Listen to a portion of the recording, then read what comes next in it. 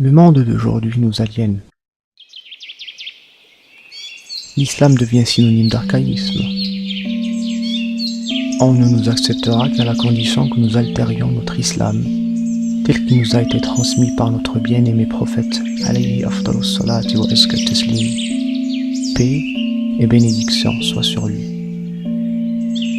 Certains conspirent à ternir la lumière de l'islam. Pour eux, tous les moyens sont bons. On attaque d'abord la jeunesse. Celle s'apprêtant à la vie et à la quête de vérité.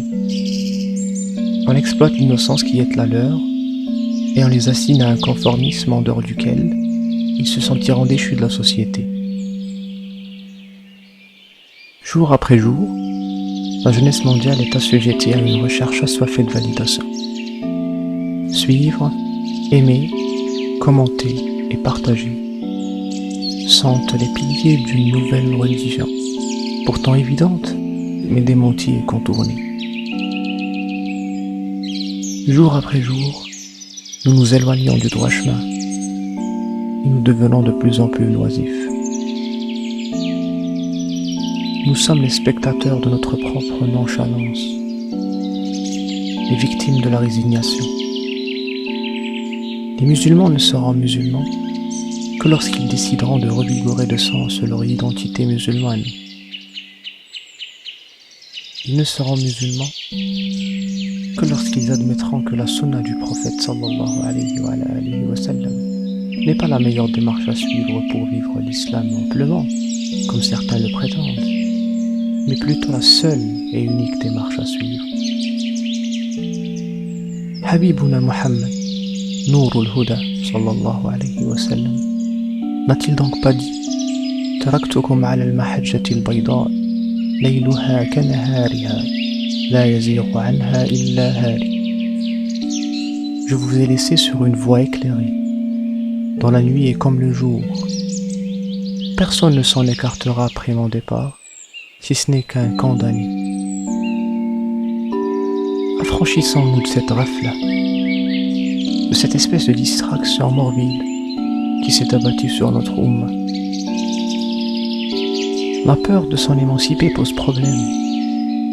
On est opprimé par une sorte d'appréhension étrangère aux enseignements de l'islam. On rêve de se réveiller un jour et d'être en paix avec les vérités qui nous animent. On attend le jour où l'on se désillusionnera. C'est une responsabilité individuelle tout d'abord. Fournir de l'effort, faire du jihad sur soi, centrer nos attentions et vouer nos intentions à éradier le mal de quelque nature que ce soit, à revirer la Ummah des dévoiements dont ils sont aujourd'hui victimes.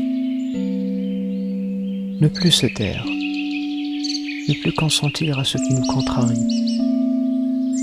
exterminer le défaitisme. L'oppression ne vient pas de l'extérieur, elle opère en nous. Nous la nourrissons de silence et de résignation.